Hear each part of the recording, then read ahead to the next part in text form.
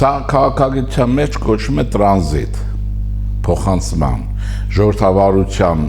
անցումը դժվար է լինում, ասենք ինչպիսին էինք ավտորիտար, տոտալիտար ռեժիմներից, գողապետականից,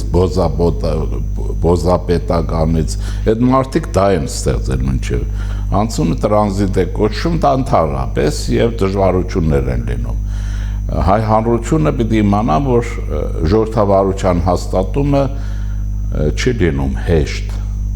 որտեղ ասում են ժողովրդավարություն է։ Ժողովրդավարությունը արդյունքն է արձանագրվում, բայց գործընթացը, որ բերում է նրա ամրապնդմանը, ուրեմն հաստատվում է օրենքների, ինչ ասեմ, դաժան գիրառությամբ, խստակույն գիրառությամբ։ Եթե օրենքները չեն գիրառվում, ուրեմն այն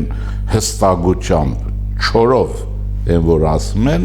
ուրեմն պրոբլեմ է լինում, բայց մեզ մոտ այս կամ այն կերպ մենք ունենք առանձնահատկություն, ոչ մեկ իրավունք չունի մոռանալու, որ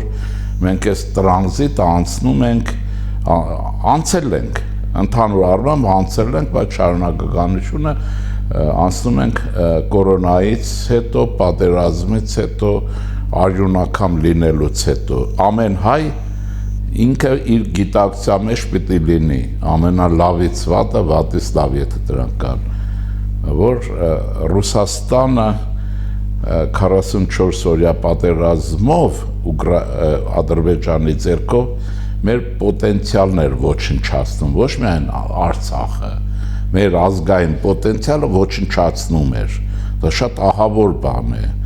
Ալիևը դրա համար իրենից փախավ, փորձեց էնել, այսինքն ուզում եմ ասել, այդ մենք պետք է նկատի ունենանք այդ դժվարություններից հետո ենք անցել, բայց ինձ թվում անցումը հիմնականում եղել է, մնում է ուրեմն ավելի կատարյալ, ավելի ներդաշնակ եւ այլն, բայց դե բարձ է որ մինչեւ ընդրություններ 6 ամիս, 7 ամիս ընթացքում հարաբերությունները պիտի սրվեն, ուրեմն ըստ էության մի բան ասեմ էլ, որ այնքան հաճելի չի, այս քաղաքական գործընթացների հիմքում դասակարգային պայքար կա, մեկը ուրեմն կոմպրատորական, այդ ծախվածները, որոնք արստացել են, հոգով աղքատները, նյութապես հարուստները, նյութապես կատաղի կռիվ են մղում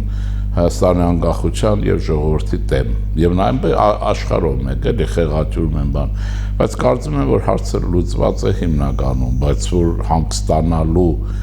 աչալուրջ չլինելու առիթ չկա, դա պետք է հաշվի առնենք։ Ընդհանրապես, այսպես ասենք, հա, տրանզիտը հայկական յուրահատկությամբ անցում է դեպի դեմոկրատիա հաստատում։ Այսպես, բայց վտանգ մնացել է, եթե մեծ բաներ չնեն, եթե Ռուսաստանին հիմա Թրամփը հանգարտ չփրկի, Ռուսաստանը հեռանկարի մեջ ուզում է Թրամփը չեն Նապոլեոններ կա չի փրկվելու տեխնոլոգիական, տնտեսական առումով, բայց կարող է պահի տակ իրեն այդ դիագը շարժել, թե մեզ վրա դիագից մի փոքրիկ բան էլ ընկնի մեզ հերիք էլ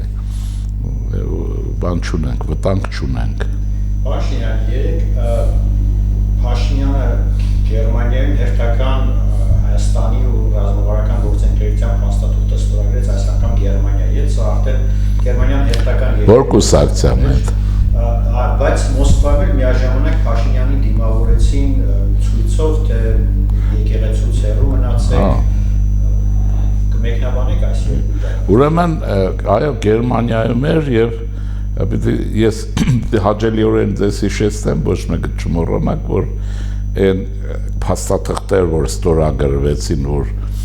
Գերմանիան կարծես թե լայնորեն դռները, դարբասները բացում է Հայաստանի դիմաց, չէ, քրիստոնյա դեմոկրատական կուսակցությունն է, ԿԴՄ-ն է, այդ չմոռանաք, քուր կուսակցությունն է, այդ լիբերալ չեն, այդ ֆաշիստ չեն, այս չեն, այն չեն, ադենաուրն է, այդ հիշենք, այդ իմ քարի համար էլ եմ, որտեվ գիտես էլի շատ են խոսել, հիմա երկրորդ մասը շատ նորմալ է, ուրեմն ինչ իմաստով, որ Ռուսաստանը պաշտոնական իմաստով Հայաստանի իշխանություններին քծնում է, բայց այդ քծնում է, բայց ներքին իմաստով դաշինը խրում է թիկունքին, ինչպես որ եղել է հայության հետ միշտ,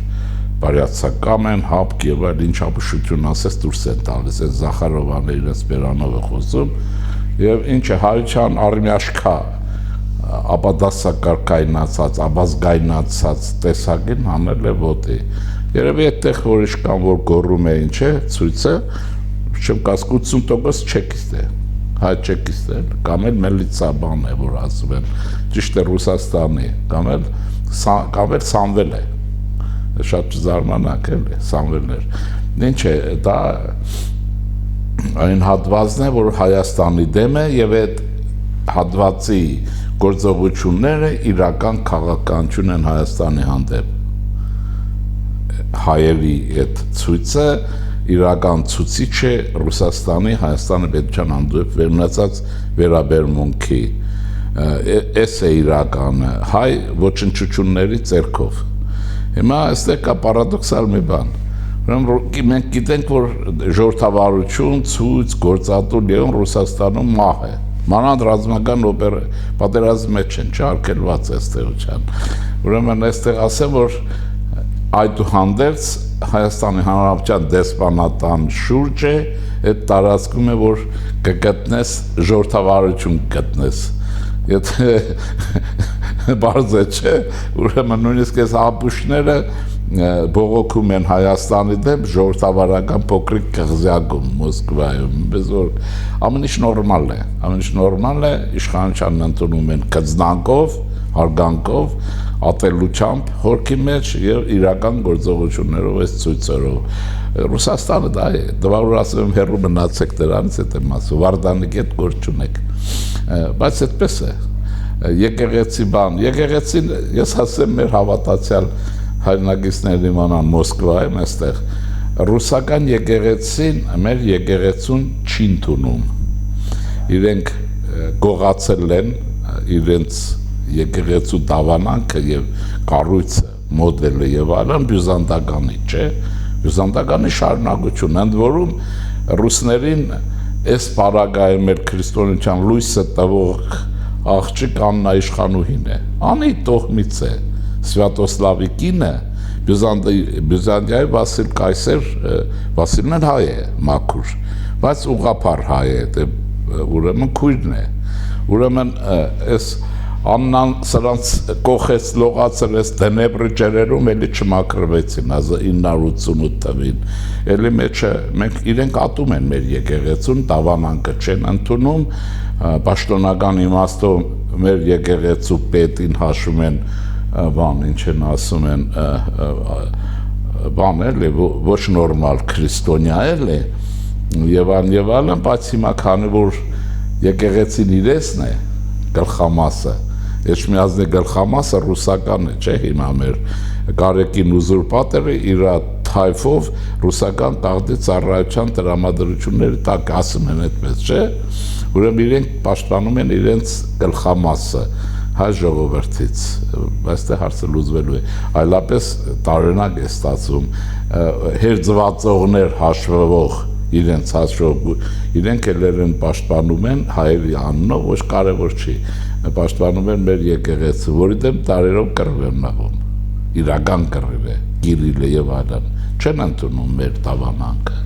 միաբնակություն իրենց համար թշնամանք է, մոնովիզիտ են մեզ հաշվում են, եւ այսինքն Ռուսաստանն է, դրա համար Դուչևին հիշեմ, ասում եթե ուզում եք Ռուսաստանը հասկանաք, խելքով չեք հասկանա, Ռուսաստանը ոնց կհասկանաք, այդ երկիրն է, նորմալ է, բայց հիմա ինչ անում Նիկոլ, ես է հարց, վարչապետ, որտեղ այստեղ բալանսի քաղաքականություն է վարում, օգտագործում է հակասությունների հակադրման վերլուծությունից, տեսնում է, որ Հայաստանի համար առաջինը որտեղ օգուտ կա, մեկ քայլը անում է իշխանություն, ակնհայտ է, եւ երկրորդը որտեղից մեծ վտանգ կա, չեզոքացնում է դրանք, Հայաստանի քաղաքականությունը, մնացածը փայլուն է այդ իմաստով, չի անեն ժամանակ, երբ որ սպառնալիքն ավելի մեծ կլինի, բայց չկա, բայց եթե չգնա, սպառնալիքներ կլինեն, ուրիշ ձևեր կլինեն, բայց որ մեզ այդ պատերազմի մեջ են, դա էլ ակնհայտ է, որտեղ իրականության մեջ ռուսական պետությունը Հայաստանի թշնամին է, եղել է, մնում է, բայց այդ տեսակ թշնամի են մեր։